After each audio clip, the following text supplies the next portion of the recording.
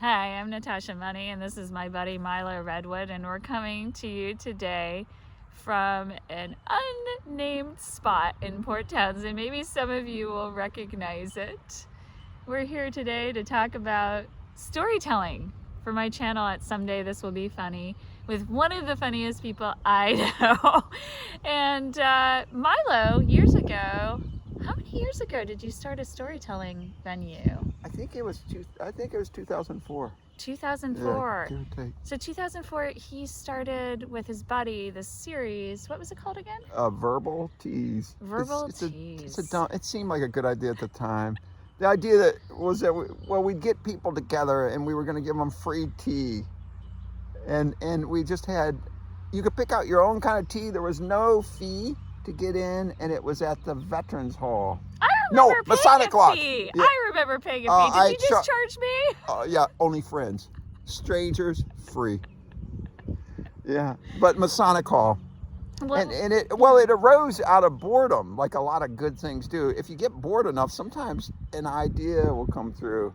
And John Barr, that's his real name, he and I were sitting at his place, and we both admitted that we needed to add something to our lives. And we both like storytelling, still do. So we thought, open mics, they can be truly hit or miss. What we wanted was a real space set up, and we would be the timer. John and I would be the timers, and we were very sneaky about this.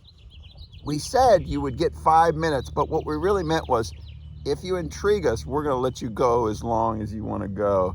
And people loved it. It ran for a couple of years. I think it was the first Saturday of each month. And then there were also musical. You could come in and play, hopefully, one of your own songs. And it did bond. It did kind of bond the neighbors. You know, it was fun. All sorts of stories about, working on the garage, and then the garage fell down completely, actually. All sorts of really weird local stories. And it had a real fusing for the community. Like back then, community was the thing. Like we had these things called potlucks. And you'd make something. I actually made hummus one time with lots of spirulina, and no one liked it. No one liked it. You shouldn't make things. Yeah, I've made disasters. Who hasn't?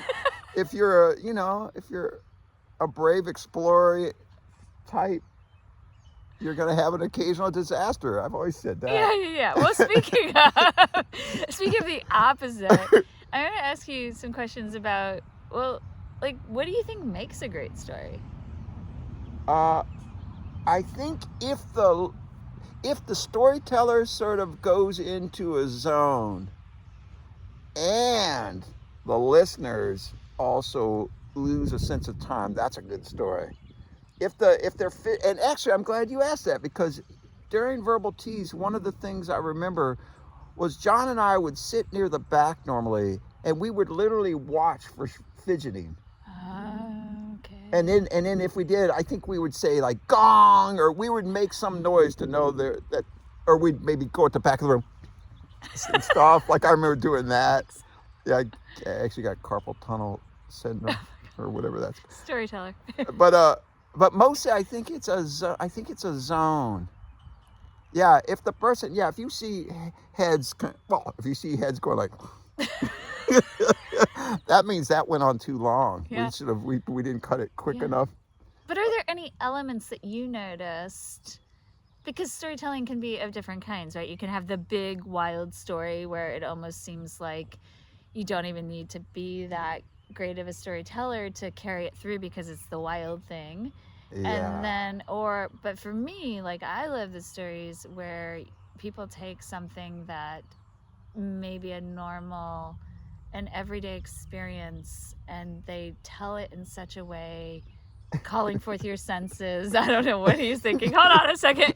But where people have a relatable, a communal experience, right? Yeah. I know what you mean. What were you laughing about? I'm definitely not gonna tell that one. It was good though, but it's too much sharing. That means too much sharing. Okay.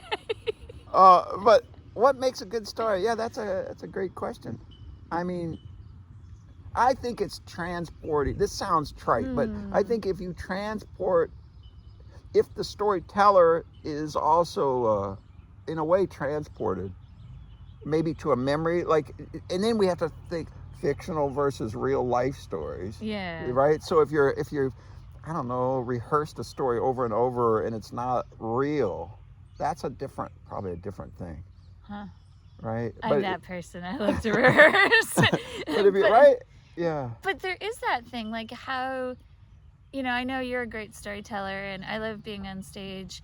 And so we can tap in and sort of look at the audience and gauge, and see who's tapped in or not. But if you're a new storyteller, like what's a piece of advice you might give to a new storyteller about making sure they're relating to their audience?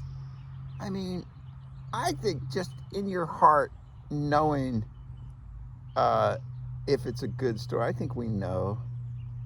Like, or another way to put it would be, I mean, not everyone does. That's true. Not everyone does. Yeah, I don't know. This is probably where it's a little on the ineffable side. You just know it if it's working. But not what makes it? Does. I know. How did you come to know that about yourself? Because it takes a certain level of objectivity to be able to go, yeah, that's not working. I need to cut that, or I need to go in a different direction. Being 100% narcissist, I never even considered what the listener's doing. But that's not true, because you just said, look at what's going on here. This is some storytelling. He just said that he's looking for the audience's reaction, and you are a very engaging speaker. So there must be part of you that understands if something is going to captivate. So how about this? I think this does sound like it's out of a book. It probably is, but anyway, I think the human story is basically what we have. I mean, it seems like when people talk about what's the meaning of life or the purpose of life, I think it's to make like your life is the story. Sure. So boredom suggests, new story time, right? To fill in that. I mean, who knows? Who knows? My guess is it has to do with evolution. Like imagine that we had no new stories. Well, that's kind of the end of, humanity is a story. Mm-hmm. So I guess you could say you have the big story, i.e. history. Yeah. And then you have the individuals. Yeah, it's a tricky ground to know. But what's like a piece of advice you would give to someone who's just starting out and is like, I don't know if this story is going to be relatable or enjoyable for the audience. How would you get them to, what kind of filter, or what could you? Yeah. I would say, first of all, read the room. That's one. So if you're just talking with one person, that's a different setting. Yeah. But probably more importantly, I think if it rings true to you, I think telling it, that is what you do. Like, don't be concerned about them as long as it rings true to you. Like, another way to put it is, if it comes straight out of your heart, just do it. So you're not okay, I'm hearing two things. One is, as the person who was hosting it, you were looking to see how the audience was responding, and if they weren't responding well, then you would cut it short. Yeah. But now you're saying on the flip side, as a storyteller, almost you're saying read the room, but you're also saying if it rings true for you. But I have seen people who it rings true for them get up on stage and the audience is not responding and they're not making that connection. And I guess that's what I'm trying to get to here. Is how do you have that sort of objectivity to be able to see, okay, I'm interested in my story, but is this story bringing anything to the audience? Because if it's not bringing anything to anyone in the audience, I would think that's more a journal entry. Oh, yeah, that's fair. Yeah, that's fair. Yeah, I think it's just, yeah. I mean, I guess you just know. Now with the gig with John, that's a little different because John and I know we are storytellers. Right. And these people, quite a few of them probably had never been on stage before. Yeah. So you so yeah, reading, that's interesting. That's almost like bringing something to market versus doing it for your own pleasure. Like storytelling between friends, it's a different thing than a public face. Like for Right. example, you and I can talk about things we probably wouldn't.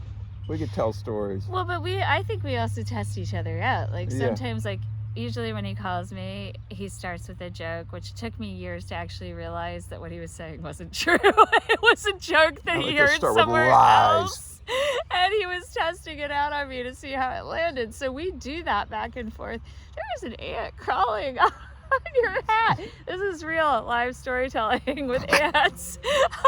But we test each other out, right? We Yeah. kind of play off of each other to see, like, if it's a stifled laugh going, oh yeah, I maybe need to work on that, piece. Yeah. But I guess I'm saying, as someone who's a beginner, you don't always have that kind of, objectivity about yourself. And maybe that's not a piece, maybe that's something you just know intuitively, so it's hard to talk Yeah. about. So I'm curious then, what are some of your favorite memories of what happened at Verbal Tease? Like, what are some of the things that were unexpected that happened? Oh, well, a couple of the poets. Sometimes a poet will get up and they'll read straight off the page, and sometimes it can be dry. Mhm. But we didn't have that very often. We had basically where the poet has turned into a storyteller, and some good ones. This was the Twin Towers was still very much in, I guess you'd say, the collective psyche. So there were some pretty good stories and remembrances, I guess you'd say, of that whole thing. Yeah, it was, what it is, when you have a venue, when you're kind of, I guess you'd say, emceeing, it was,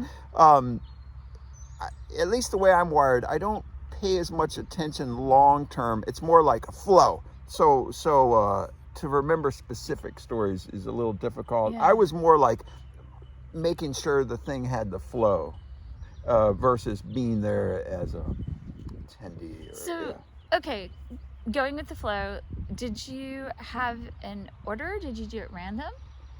They did sign. They just signed up, and then we had a sign, and they knew when it was their turn. I mean, once in a while we'd say, Steve, it's your turn.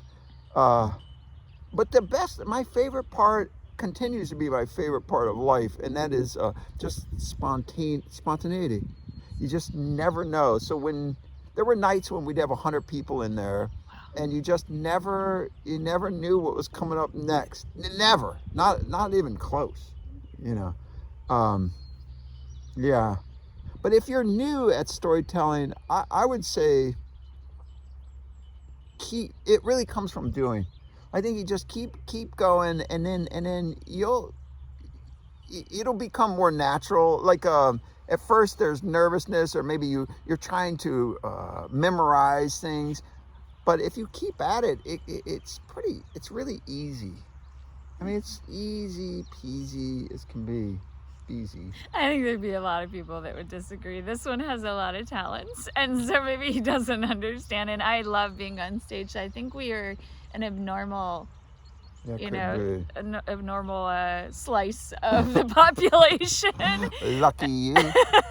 But, going back to your own storytelling, like where do you find your inspirations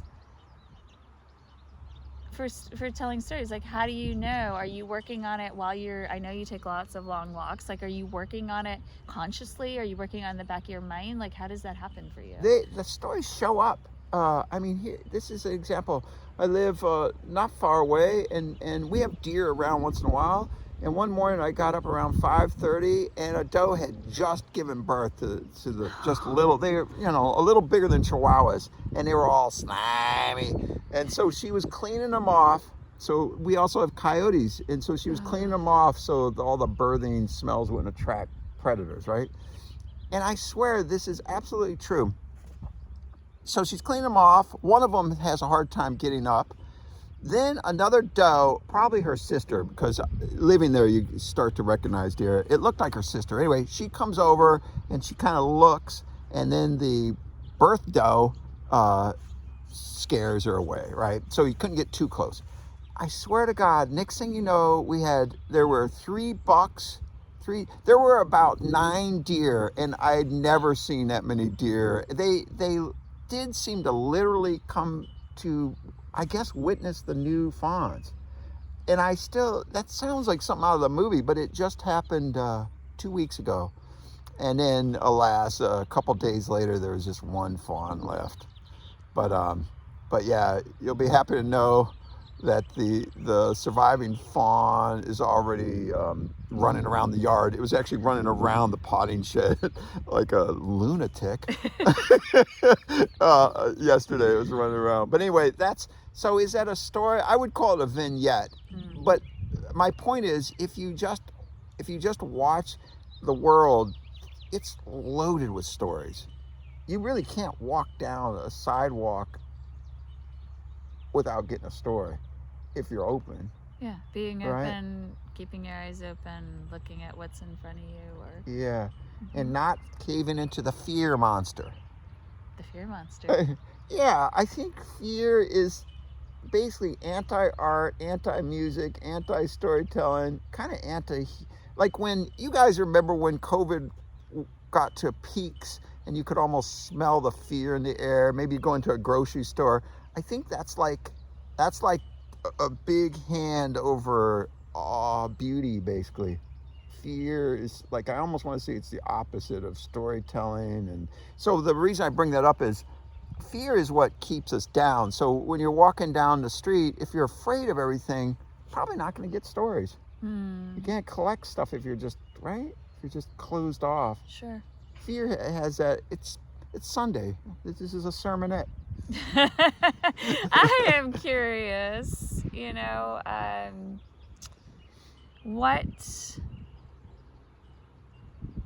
what haven't I brought up about storytelling that you want people to know about, moving forward, if they're new or they want to level up or whatever it is. And also he's an author, so he has stories that are on the page, and as an artist, a visual artist, there are stories on canvas. So this one gets into stories in multiple mediums, and so maybe there's something you're taking from all those different ways into stories. Also plays music, so I forgot one. So yeah, lots of ways into stories. What is there, like the beginner mind, if you could go back to that, is there something that you can share for people who might be living in some of that fear? Like, am I ready? Am I good enough? How do I know if this resonates with people other than myself? Actually, yeah, I think something about fear, it gets generalized, but if you look at it clearly, like for example, let's say you're afraid of going up on stage. You've never been on stage before. If you really look at that, what is the risk? Like, is it a real risk? Let's say you go up there and you get humiliated. Well, what part of you got humiliated? Like, that's not the real you, right? The central I, it doesn't get humiliated. So I would like say, if there's a fear, then really kind of like parse it or split the fear up and really see if it has any validity. And my guess is none. It will probably have 0. There's probably no reason. Now this gets a little into etymology, but one of my favorite words lately has been the word excuse. And if you look this up, you'll find that cuse goes to cause. So it basically means X cause. So you're afraid because what? In 2nd grade, you had to go in front of the classroom and everyone laughed. Well, that's an X cause. So to let that run us, something that, right? Anyway, so I think storytelling, art making, music making, all that is the answer. The answer to what? Life. The answer to life, right here with Milo Redwood coming coming to you from Port Townsend, Washington on, is it the first day of June? It is, and the first day of the week. The first day. I don't think so. Isn't it Sunday? Yeah, isn't that the first day of the week? I thought it was Monday. No, that's the work week of Walkerholic. Yeah. Stories coming to you from Port Townsend. Thank you.